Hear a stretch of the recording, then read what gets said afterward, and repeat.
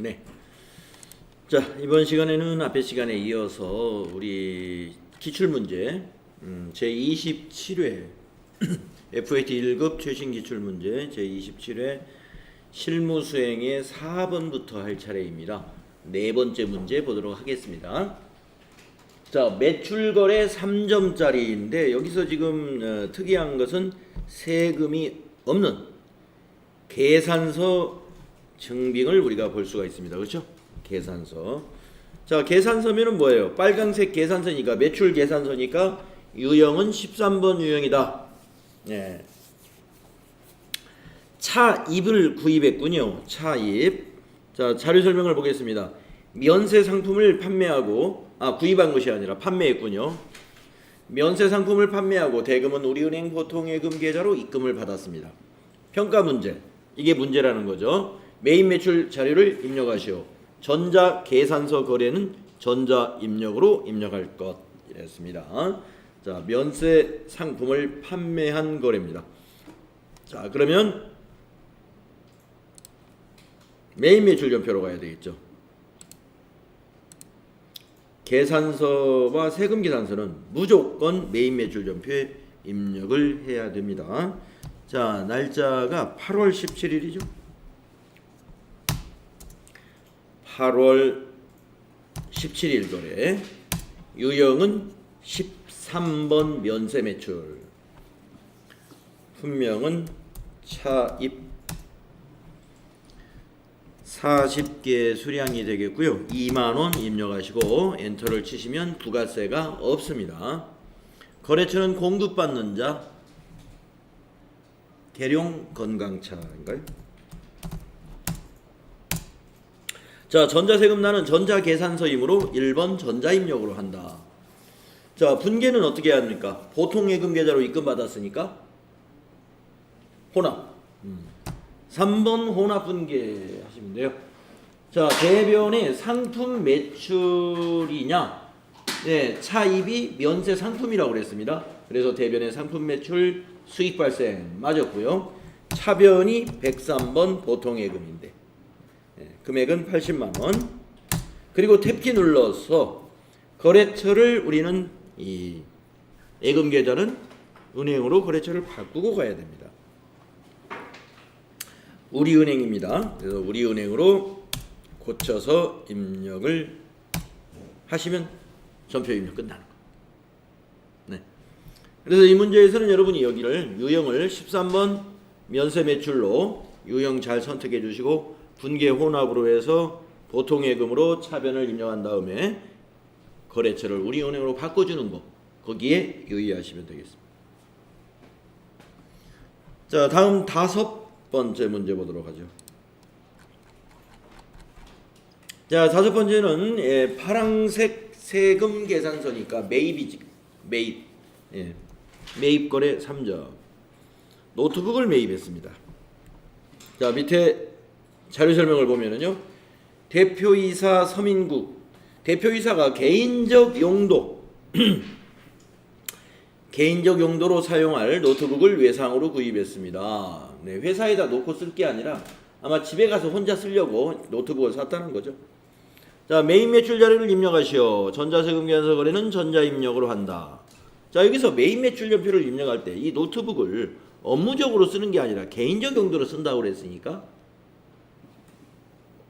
54번 불공 매입으로 유형을 선택해야 돼요.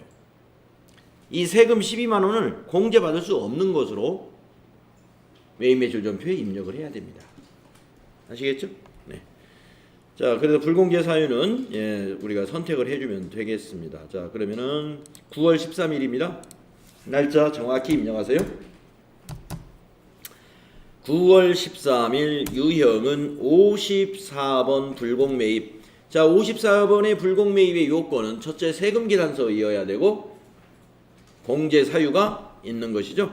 자, 여기서 공제 사유는 이것이에요. 2번 사업과 관련 없는 지출이라는 항목을 선택하시면 되겠습니다. 자, 그리고 밑에 선택 눌러주시고 노트북 금액의 120만원이네요. 1200 플러스 부가세 12만원 자, 거래처는 공급자가 거래처입니다. 부영 컴퓨터로 해주시고, 전자세금 계산서니까 1번 전자입력으로 전자세금란은 채워주시면 됩니다. 자, 밑에 자료 설명에서 대금 관계는 얘기가 외상으로 했다고 그랬군요. 자, 그렇다고 외상분계하면 안 돼요. 왜냐? 외상분계하게 되면은 이게 외상매입금으로 개정과목이 바뀌어가지고 수정이 안 된다는 거죠. 이거 외상매입금이 아니므로 혼합분계해야 됩니다. 자, 혼합분계하시고, 이게 상품이 아니에요. 자, 대표이사가 개인적인 용도로 회사의 사업자 등록번호로 세금 계산서를 받아오면서 노트북을 사왔습니다. 회사의 외상으로. 그러면 이걸 가지급금으로 처리합니다. 예. 가지급금, 대표이사의 가지급금으로. 그래서 이 가지급금은 거래처를 대표이사 이름으로 걸어주게 되는 겁니다. 서민국. 네. 자, 개인적 용도로 대표이사가 노트북을 회사의 외상으로 세금 계산서를 받아왔다. 그러면 가지급금 처리하시면 돼요.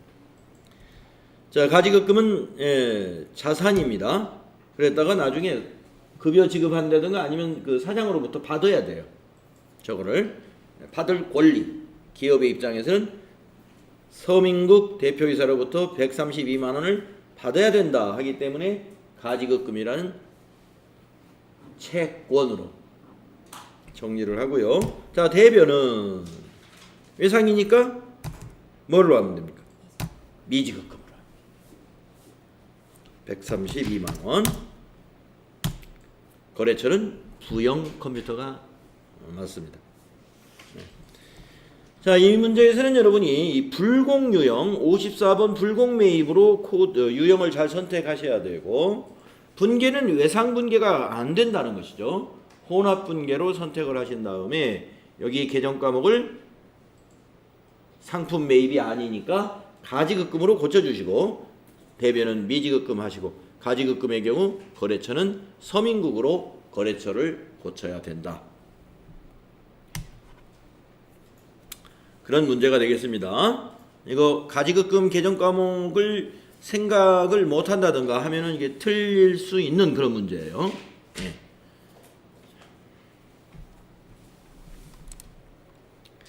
다음 문제 보도록 하겠습니다. 자, 6번째 부가가치세 문제는 매출거래 4점이라고 되어 있고요. 전자세금 계산서예요. 커피 보관 냉장고라고 되어 있습니다. 분명히. 그리고 자료 설명을 읽어보겠습니다.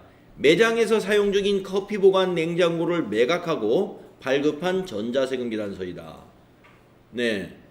우리 회사는 지금 화장품 회사였죠? 네. 근데 냉장고가 이거 상품이 아니란 말이에요. 지금 본 대로 매장에서 사용하던 냉장고예요.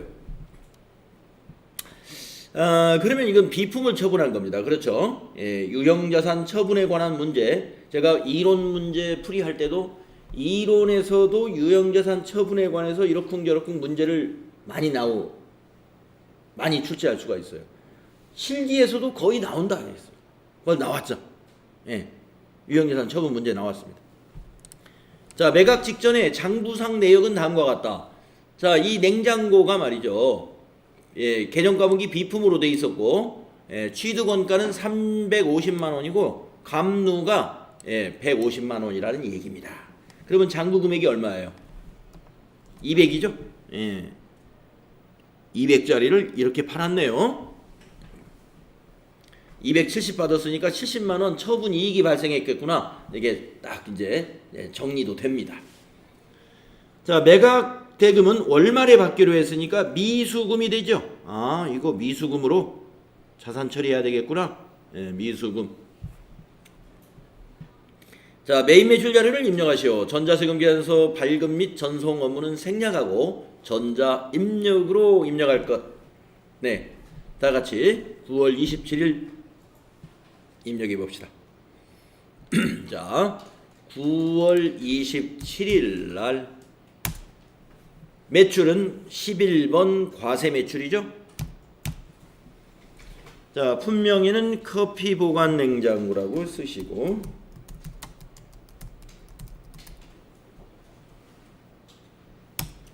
자, 수량과 단가를 1 하나의 단가가 270만 원.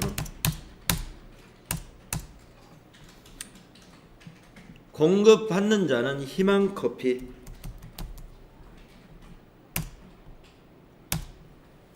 희망커피. 전자세금은 무슨 전자입력으로 입력할 것 1번. 자, 분계는 유형자산 처분에 관한 분계는 혼합분계로밖에 할 수가 없어요. 3번 혼합. 자, 첫 번째 줄에 있는 부가세 예수금은 매출 세액이 그대로 오는 거니까 부채 증가, 부가세 예수금은 맞았는데 이건 상품 매출이 아니에요. 이걸 비품으로 두 번째 줄에 대변의 상품 매출을 비품으로 고치고 이 270만 원을 취득금액으로 고쳐서 입력해야 됩니다. 자, 대변의 비품 350만 원 이렇게 고쳐야 돼요. 그리고 자, 이제 이 비품을 처분할 때 대변의 비품이기 때문에 차변에는 이 비품 코드의 다음 코드인 213 꼭 이 다음 코드를 써야 됩니다. 212의 다음 코드 213 감루 감가상각 누계액을 자료에서 제시한 대로 입력하시면 돼요. 150만 원. 그리고 이 냉장고 대금을 월말에 받기로 했다. 그거 이제 정리해야 되죠. 미수금. 미수금은 차변. 받기로 했다. 미수금. 120번. 자, 얼마를 받기로 한 거예요? 그러면은 합계 금액을 받기로 해야 되죠. 297만 원. 맞죠? 네. 297만 원을 받기로 한 거예요. 자, 그러고 나면 이제 입력할 걸 다 입력했는데 밑에 차액이 70만 원 나 있단 말이에요. 그거 아까 우리가 장부 금액은 200인데 270에 처분했기 때문에 70만 원 이익일 것이다. 아까 문제 읽으면서 벌써 우리가 계산이 된 게 있어요. 그게 바로 대변의 유형자산 처분 이익. 수익 발생은 대변이기 때문에 대변의 유형이라는 단어로 검색을 해보시면 유형자산 처분이익과 유형자산 처분 손실이 있습니다. 여기에 유형자산 처분이익 70. 그리고 마지막에 한번 탭키 쳐서 거래처 변경해야 될 건이 혹시라도 있는지 보시고 차변과 대변의 합계가 일치하는가를 마무리 하셔야 되는데, 자, FAT 1급 시험에서는 이렇게 한 건의 분계가 5줄 이상으로 나오는 분계는 유형자산 처분하는 분계밖에 없어요. 여러분이 앞으로 이제 기출문제 쭉 풀다 보면 이렇게 여러 줄로 분계되는 건 딱 요건 하나예요. 이건 반드시 출제가 되기 때문에 반드시 익숙하게 연습을 해둬야 돼요. 요 4점만을 생각하시면 안 됩니다. 이게 이거 4점 내가 어려운데 4점 포기하지. 이 4점이 아니에요. 이론에서도 이게 나온단 말이에요.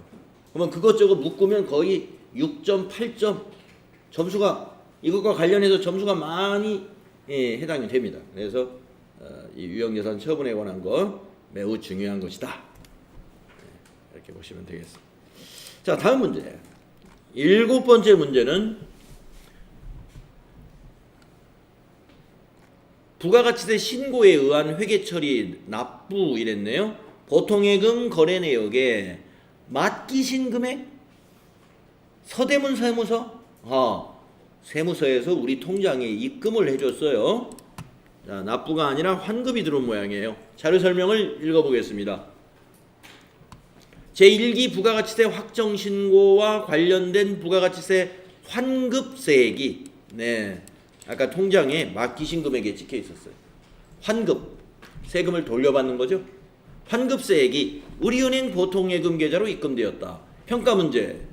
6월 30일에 입력된 일반전표를 참고하여 환급세액에 대한 회계 처리를 하시오. 거래처 코드를 입력할 것. 이걸 왜 거래처 코드를 입력해라고 강조했을까요? 여기 서대문 세무서. 서대문 세무서 거래처 넣어라, 이런 의미입니다. 자, 그러면 환급세액을 말이죠, 6월 30일 날 어떻게 일반전표에 넣었을까요? 개정 과목을 우리가 이제 물론 보고할 거예요. 자, 납부할 세액이 있을 때는 미지급 세금으로 대변에 부채로 처리했었습니다. 근데 환급세액이 있을 때는 뭘로 했을까요? 차변에 미수금으로 해놓습니다. 그리고 거래처를 여기 있는 서대문 세무서로 해놓은 거예요. 한번 확인해 보겠습니다. 6월 30일 일반전표를 조회해야 됩니다. 사실은 시험 볼 때 시간이 없으면 이거 조회 안 해도 상관없어요. 왜냐, 이미 통장에 찍힌 금액이 딱 나와 있고 거래처도 서대문 세무서가 그 통장에 찍혔기 때문에 요 미수금도 여러분들이 지금 물어보니까 다 알고 있었어요. 미수금일 것이다. 그럼 미수금도 알고 있고, 이 미수금이 이제 받았으니까 이 미수금을 대변에 기록하면 되는 거죠. 대변에. 그리고 차변에는 보통예금이 되는 거고, 그 분계를 하라는 거예요. 자, 그러면 금액은 어떻게 하느냐? 통장에 이 금액 찍혔잖아요. 261만 3,250원. 예. 그래서 이 사실은 6월 30일 분계를 뭐 시간 있으면 와서 이거 확인하고 보는 게 좋습니다. 그러나 시간이 없으면 이미 다 와서 안 보더라도 알 수 있는 거예요. 자, 그러면 날짜는 며칠로 입력해야 돼요?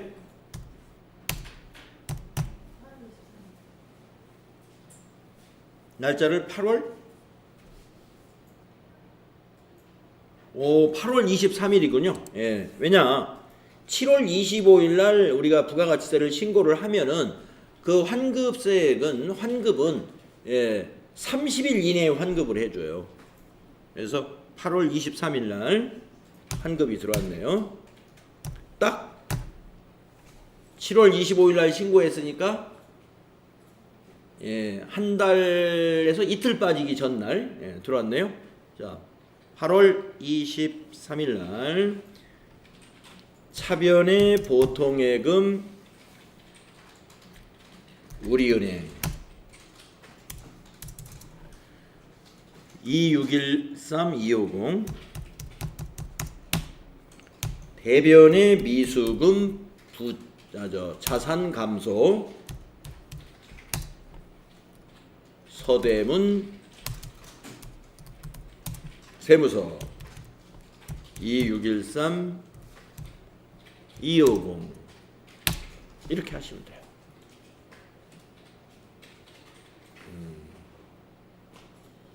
서대문 세무서 2613250.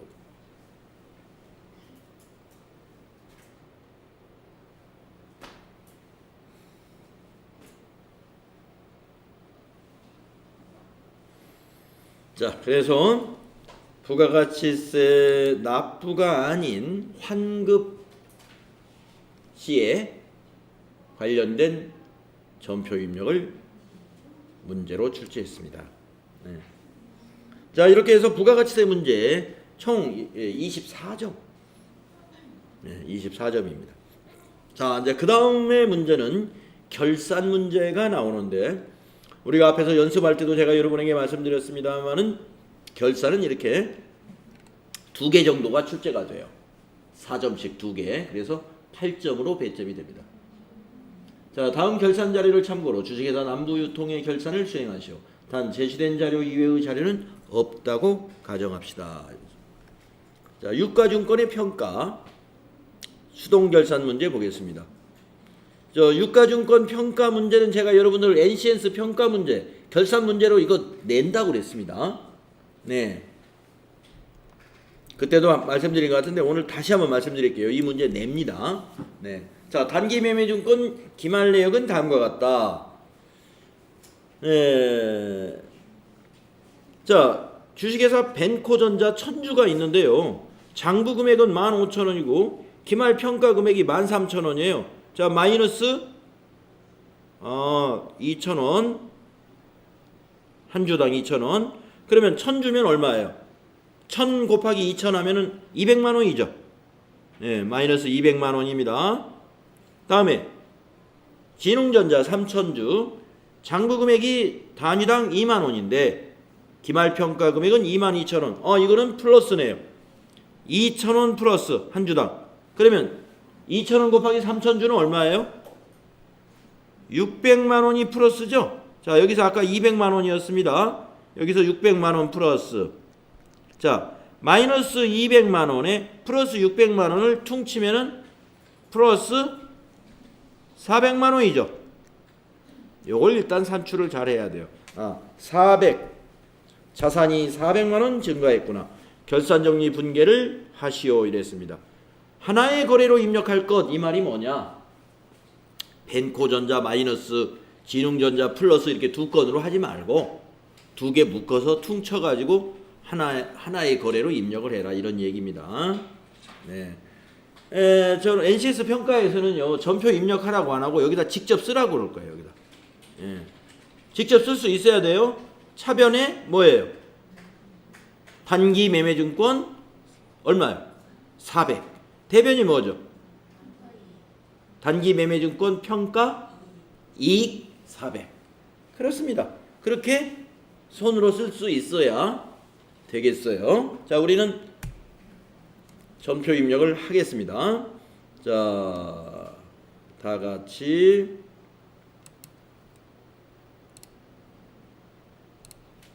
12월 일반 전표로 가야 돼요. 12월 며칠로 해야 되죠, 결산은? 예, 31일로 합니다. 31일. 차변의 단기 매매증권 자산 증가. 단기 매매증권 107번 400만 원. 대변의 단기 매매증권 평가이익. 처분이익 아닙니다. 평가한 거예요. 단기 매매증권 평가익 이렇게 되어 있네요. 905번 400만 원. 네, 이렇게 하시면 돼요.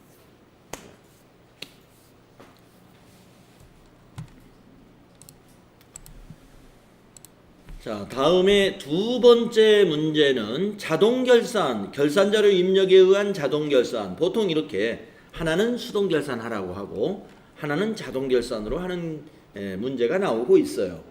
예. 자, 4점짜리입니다. 퇴직금 추계액 내역은 이와 같다. 퇴직금 추계액. 퇴직금을 계산했더니 관리부의 최성환 씨 600만 원, 영업부의 이미주 씨 500만 원 이런 식으로 해서 이제 우리 회사 종업원이 딱 2명밖에 없다고 가정을 한 거예요. 예.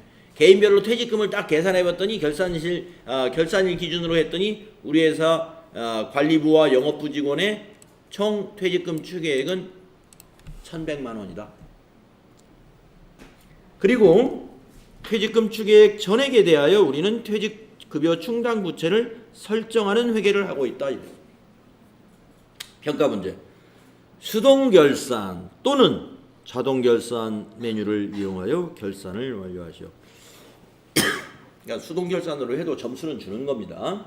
우리 자동결산 하겠습니다.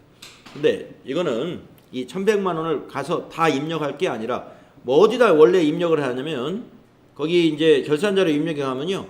퇴직급여 가로 열고 전입액이라고 되어 있는 항목이 있어요. 여기다 입력을 해야 할 거예요. 퇴직급여 전입액. 그런데 가기 전에 퇴직급여 충당 부채가 기설정된 것이 있는가를 보고 가야 돼요. 예, 그러면 설정된 게 가령 500만 원이 지금 있다. 그러면 나머지 600만 입력해야 돼요. 아시겠죠? 그래서 장부를 먼저 줘야 합니다. 어떤 장부를 줘야 하느냐? 합계잔액시산표를 보는 게 좋아요. 예, 결산재무제표에 우리 결산할 때 잔액 확인할 때 합계잔액시산표를 가지고 잔액 확인하는 것이 가장 현명합니다. 자, 날짜는 12월 31일로 하시고 퇴직급여 충당부채는 부채이기 때문에 예, 저 아래쪽에 있겠죠. 비유동부채에 바로 여기에 있습니다. 네, 제가 500이라고 했더니 여기 딱 500만 원 잡혀 있네요. 예. 500. 예. 500만 원 잡혀 있어요. 그러니까 1100 중에 이미 500은 잔액이 있으므로 차액인 600만 원만 우리는 입력해야 된다. 그걸 시험지에 잘 메모해 놔야 돼요. 예. 자, 그러면 600만 원 입력할 준비되어 있습니다. 자, 그러면 이제 메뉴를 꺼냅니다. 전체 메뉴 가셔가지고 결산 자료 입력을 열고 결산 일자를 1월부터 12월로 이렇게 입력을 하신 다음에 확인 탭을 눌러요. 네, 이렇게 나오죠. 자, 퇴직급여 전입액란이 어디 있느냐? 네, 여기에 딱 있죠. 퇴직급여 가로 열고 전입액. 여기다가 600을 입력하면 돼요. 여기에. 그래서 이제 우리 시험에서는 이렇게 뭐 여기에 입력할 것이 많지만 시험에서 그걸 다 낼 수가 없으니까 이렇게 어디에선가 하나를 내요. 그러면 이제 끝났으니까 어떻게 해요? 전표 추가 눌러주면 되죠? 네, 전표 추가 그리고 예 해주시면 되겠습니다. 그리고 확인 눌러보시고 나서 우리는 이제 공부하는 거니까 일반 전표에 와서 12월 31일자를 다시 조회해봐요. 12월 31일 일반 전표를 와서 조회해보게 되면은 조금 전에 우리가 수동 결산을 했던 단기 매매증권의 전표 1번 요 자료 외에 2건이 넘어와 있습니다. 네, 그 중에 2번 전표는 상품 매출원가 대체분계입니다. 요 상품 매출원가 대체분계, 차변의 상품 매출원가, 대변의 상품, 그리고 저교의 상품 매출원가 대체라고 써주는 거 이거 잊지 마세요. 이거 결산평가 우리 며칠 날 하기로 했죠? 예, 결산평가 때 이것도 나와요. 예, 상품 매출원가 대체분계를 하라. 예, 이걸 우리가 전표 추가를 해가지고 항상 하기 때문에 여러분이 이게 손으로 써서 해라 그러면 이걸 못하는 수가 있어요. 이거 굉장히 중요하고 꼭 알아야 될 분계니까 제가 이걸 손으로 쓰는 문제로 냈습니다. 상품 매출원가 대체분계 하시오. 차변에 상품 매출원가 얼마, 대변에 상품 저교에다가 상품 매출원가 대체 얼마 이렇게 쓰면 돼요. 그러면 이 얼마라는 건 선생님 알려줍니까? 간접적으로 알려줘요. 뭐를 알려주느냐? 기초 상품은 100원입니다. 단기 매입은 500원어치 매입했습니다. 기말 상품 재고액은 200원입니다. 이렇게 알려줄 거예요. 그러면 여러분이 계산을 해야 돼. 이걸 근거로 해서 계산할 수 있죠. 네. 그렇게 해서 결산 상품 매출원가 대체분계를 결산 시점으로 하라. 그러면 여러분이 지금 여기 있는 대로. 네. 그러니까 우리가 이 사무자동화가 돼가지고 뭡니까 이걸 전부 이 전산 프로그램으로 하다 보니까 이거 상품 매출원가 대체분계를 하긴 했는데 손으로 쓰라면 잘 안 써져요. 그게 왜 그러느냐? 손으로 안 해봐서 그래요. 전부 자동으로만 해가지고. 자, 그 다음에 우리 퇴직급여 아까 600만 원 입력한 거. 네, 차변에 퇴직급여 600만 원 비용 발생, 대변에 퇴직급여 충당부채 600만 원. 그러면 결국에 퇴직급여 충당부채가 지금 합계전액시장표에 가면 얼마로 변해 있냐면은 아까 500에다가 600이 더해져서 1100만 원이 설정이 되는 거예요. 예. 뭡니까? 합계전액시장표에 가서 다시 한번 조회를 하시게 되면은 조금 전에는 여기 부채에서 확인해 보시면은 퇴직급여 충당부채가 조금 전에 500이었지만 우리가 결산을 하면 이제 수정 후 이게 합계전액 시산표가 되죠. 수정 후 시산표에는 1100으로 바뀌어져 있는 거예요. 이것이 결산이 이제 된 후에 조회. 자, 결산 문제 2개. 아주 뭐 쉬운 문제로 나와 출제가 됐다고 볼 수가 있겠네요. 자, 그 다음에 이제 문제 5번은 이 FAT 1급 시험에서 제가 보기에 가장 쉬운 문제 맨 뒤에 있습니다. 예.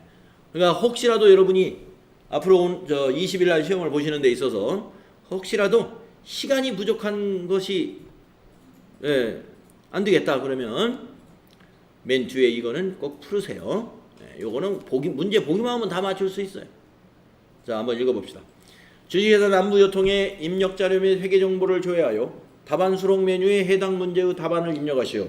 자, 첫 번째 1번 문제 손익계산서 조회라고 되어 있습니다. 손익계산서 조회. 자, 1사분기의 손익계산서를 조회하여 주당 순이익을 계산하면 얼마냐? 네, 발행 주식주는 만주다. 그러면 여러분이 당기 순이익을 조회해가지고 만으로 나누면 이게 주당 손이익이라는 것은 한 주당 순이익이 얼마냐 이거예요. 그러니까 순이익을 만으로 나누면 되는 거예요. 그런데 이 손익계산서 양식에는 주당 손익을 계산하는 메뉴까지 만들어져 있어요. 그걸 이용해도 좋아요. 어떤 방법으로든지 할 수 있습니다. 자, 그러면 요 기간 동안에 당기순이익을 알려면 손익계산서를 3월 말일 날짜로 조회하면 돼요. 자, 손익계산서 가볼까요? 자, 전체 메뉴 가셔가지고 결산 재무제표에 있는 손익계산서를 열어보면 이게 기간으로 입력되어 있지 않아요. 예. 마지막 날짜만 입력하는 거예요. 그러면 3월로 하라 이거. 손익계산서에는 날짜가 없어요. 월마감 개념이니까 3월. 그러면 이건 3월 한 달이 아니라 이게 1월부터 3월입니다. 1월부터 3월. 어디서 할 수 있어요? 여기 기간이 딱 나오죠. 2019년 1월 1일부터 2019년 3월 31일. 자, 당기순이익은 어디에 나와 있어요? 맨 밑에 손익계산서에 당기순이익이 나오는 거죠. 주당이익도 칸이 만들어져 있어요. 자, 당기순이익 여기 있죠. 5,280만 원. 그럼 만으로 나눠보면 뒤에 동그라미를 4개를 지우면 되죠. 52,580원이네요. 5,280원. 자, 그런데 그렇게 계산해도 되고, 자, 메뉴를 쓰는 방법. 여기 기능모음에 가면 계산의 주당 손익. 그러면 여기에 당기순이익이 자동으로 업데이트가 다 됩니다. 그러면 여기다가 주식수만 입력하면 돼요. 만주. 계산이 복잡하면 요 기능 쓰세요. 예. 만주하고 주당이익 엔터 치면은 여기 주당이익 5,280원. 예. 전기 걸 보면 안 돼요. 단기 거. 그래서 답은 5,280원을 찾으시면 되겠죠. 그래서 3번이 답이 되는 것이다. 다음 두 번째 문제 보도록 하겠습니다. 세금계산서 합계표 조회 문제입니다. 세금계산서 합계표 조회하라. 4점짜리예요. 제1기 부가가치세 확정신고기간, 여기 기간을 알려줍니다. 4월부터 6월. 수취한 전자세금계산서의 거래처별 매수가 오른 것은 이랬습니다. 자, 수취했다 그러면 세금계산서 합계표에서 수취라는 것은 우리가 발행한 겁니까? 매출한 겁니까? 매입한 겁니까? 매입이죠. 그래서 매입을 보면 돼요. 자, 그러면 세금계산서 합계표 보러 갈까요? 기간은 4월부터 6월로 조회합니다. 자, 세금계산서 합계표는 어디 있느냐? 부가가치세 1이라는 박스에 여기 있죠. 세금계산서 합계표. 네. 기간 정확히 입력을 하시면 됩니다. 4월부터 6월이에요. 4 엔터 6 엔터. 전기에서 엔터 치시고 매입이니까 이쪽에서 봐야 돼요. 그래서 마우스로 요 매입을 합계를 딱 클릭해 놓고 매입 쪽에 요 합계. 거래처가 어디에 나와요? 여기에 거래처별로 나오죠. 매수하고 거래처.